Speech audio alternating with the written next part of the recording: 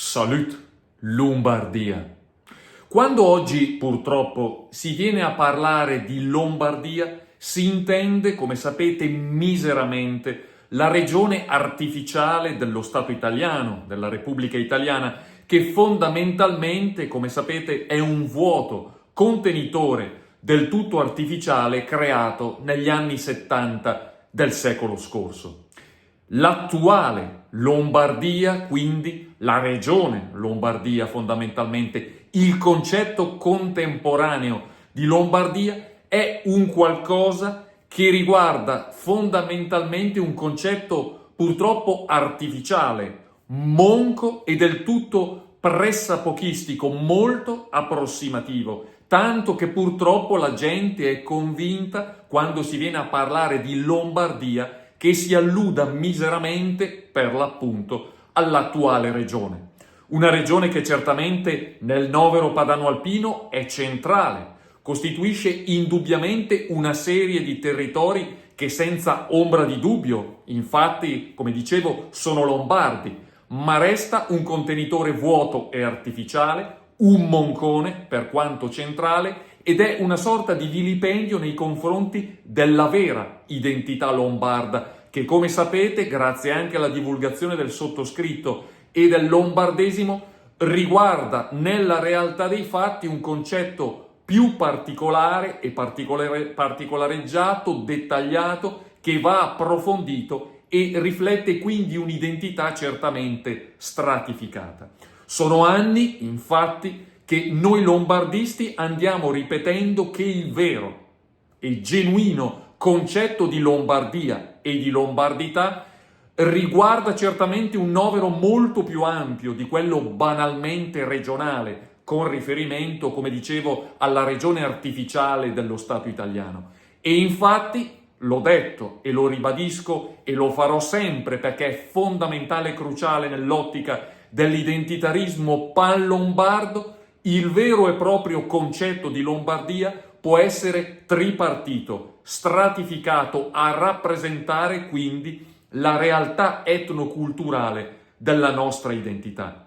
Partiamo naturalmente dal presupposto che la vera e propria Lombardia, intesa come etnia, come novero etnoculturale, come nazione storica, riguarda nel senso più ampio e largo l'intero territorio padano-alpino, dunque il volgarmente detto settentrione. Tuttavia, come sapete, questo concetto di lombardità è stratificato e tripartito e quindi lo ripetiamo a beneficio di tutti. Esiste una lombardità etnica e dunque una Lombardia etnica, esiste una lombardità etnolinguistica o etnoculturale e dunque una Lombardia etnolinguistica e o etnoculturale e infine l'ultimo stadio di questa tripartizione lombardista, ecco che esiste una lombardità storica, una lombardità grande per così dire, che riguarda la Lombardia storica nel pieno senso del termine e dunque la Lombardia storica o grande Lombardia, ribadendo il concetto appunto della storicità di questa accezione lombarda. Stiamo infatti parlando dell'intero novero padano-alpino.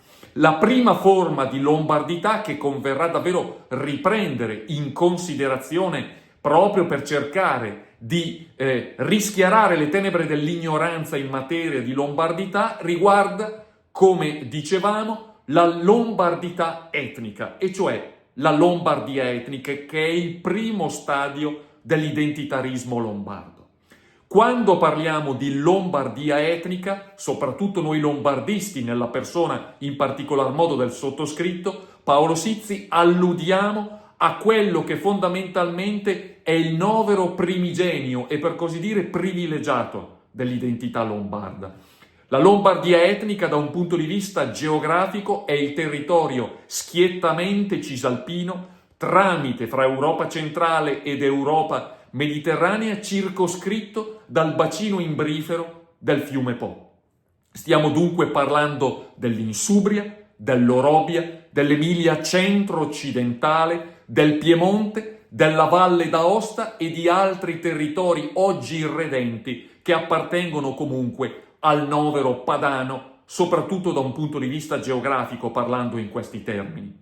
Poi c'è anche da dire che oltre al dato geografico vi è quello preistorico, protostorico e storico. Dunque i territori della Lombardia etnica sono caratterizzati da una stratificazione identitaria che ci parla fondamentalmente di Celto-Liguri, Gallo-Romani e Longobardi, che rappresentano l'identità certamente principale e panlombarda di questi territori. E facendo un passo successivo, arrivando oltre l'epopea dei Longobardi, ecco che la Lombardia etnica è caratterizzata dal fiorire della civiltà comunale nel cuore del Medioevo, caratterizzata poi oltretutto dalla Lega Lombarda e dunque da quell'assemblea allargata che già a partire dal nome faceva capire come questa alleanza riguardasse buona parte dei territori cisalpini. E ovviamente dopo i liberi comuni e dopo la Lega Lombarda dobbiamo certamente citare il fenomeno delle signorie, in particolar modo quello milanese dei Visconti, che diede vita al Ducato di Milano, che fu il centro propulsore dell'aggregazione panlombarda del grosso dei territori della Lombardia etnica, proprio perché il dominio visconteo rappresentò il motore, il cuore pulsante, il volano dell'unificazione etnoculturale e identitaria del novero della Lombardia etnica, ma non solo, perché il dominio dei Visconti, grazie soprattutto a Gian Galeazzo, si estese pure a sud e naturalmente ad est, come ben sapete, addentrandosi nel cuore dell'attuale Veneto. E quindi la Lombardia etnica è la principale forma di lombardità, la prima forma di lombardità che riguarda il fulcro della nazione storica gran lombarda, il cuore se vogliamo, ed è certamente il palcoscenico privilegiato dell'azione lombardista che anche per questo merita particolare considerazione, un preciso riconoscimento giuridico e anche, per così dire, una sorta di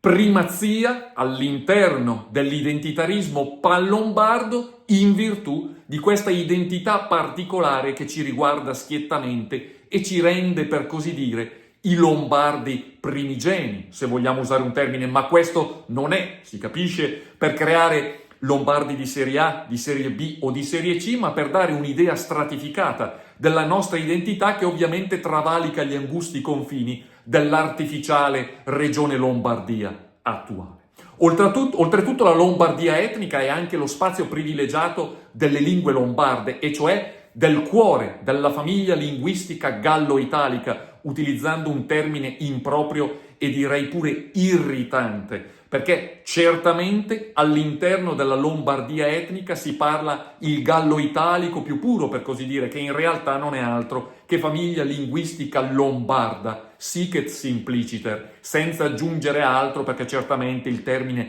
gallo-italico, come quello reto-romanzo, va certamente a banalizzare l'ambito linguistico romanzo che riguarda da vicino, da molto vicino, le nostre terre. Quindi certamente le lingue lombarde che vengono parlate nella Lombardia etnica sono le forme più schiette di gallo-romanzo cisalpino che ci fanno comprendere come effettivamente in questo territorio, in questo insieme di territori, certamente vi è il fulcro, anche linguistico, che del resto può essere poi concretizzato nella seconda forma di lombardità, che è quella etnolinguistica o etnoculturale, e va a riguardare tutti i territori gallo-italici, sempre per seguitare ad utilizzare un termine improprio, ma che oggi è efficace per rendere l'idea dell'ambito idiomatico di cui stiamo discutendo. Quindi capite bene che questa prima forma di lombardità, la lombardità etnica, concretizza la Lombardia etnica,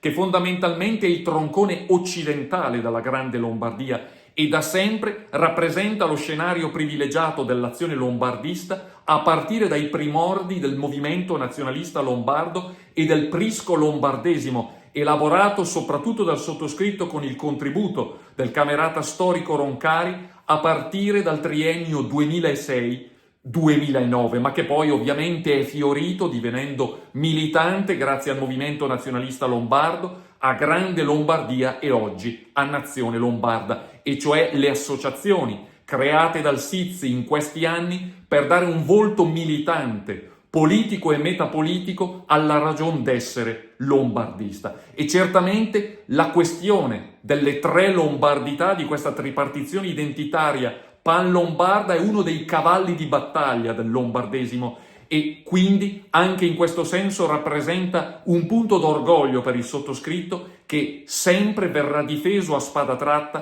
per affermare la vera lombardità, dissipare le tenebre dell'ignoranza e dell'oscurantismo che vorrebbero relegare il concetto di lombardità a una regione del tutto artificiale, che poco ha a che vedere con la verità dell'identità pan-lombarda. E quindi capite bene che uno dei punti fondamentali, innovativi e originali del lombardesimo è certamente quello della tripartizione identitaria pan-lombarda: Lombardia etnica, Lombardia etnolinguistica o etnoculturale e Lombardia storica o Grande Lombardia. Era giusto tornare su questo punto fondamentale, abbracciando in una panoramica più ampia l'intera questione della vera lombardità, che oggi purtroppo è mutilata, atrofizzata e ridotta alla regione artificiale dello Stato tricolore, ma che in realtà merita riscossa, riconoscimento, riscoperta, ovviamente nel solco del vero identitarismo, che è quello pan-lombardo benedetto dal lombardesimo. Ed ecco dunque la prima forma di lombardità, che è la lombardità etnica, cioè la Lombardia etnica, la cui capitale non può che essere Milano e la cui capitale morale certamente è invece Pavia, grazie alla storia gota, longobarda e italica, per così dire, nel novero alto medievale, continuazione dunque del regno longobardo e franco-longobardo. Certo, comunque, c'è da dire che Milano è la nostra capitale storica, economica, morale, culturale, e quindi è chiaro che Milano rappresenterebbe non solo la capitale della Lombardia etnica, ma pure dell'intera Grande Lombardia, con Pavia giustamente ritenuta capitale morale, in questo caso in senso storico, perché comunque Milano, come detto, come accennato poc'anzi, resta anche capitale morale della Lombardia etnica, della Grande Lombardia, ma è chiaro che invece Pavia è capitale morale da un punto di vista identitario e storico. Quindi certamente, per non far confusione, potremmo tranquillamente dire che Milano è la papabile capitale ufficiale, mentre Pavia è indubbiamente la capitale morale. Ed ecco perciò la prima forma di lombardità, la Lombardia etnica, cuore, fulcro, motore, palcoscenico privilegiato dell'identità lombarda, del pan-lombardismo e naturalmente dell'azione politica, metapolitica e culturale del lombardesimo. Salut Lombardia!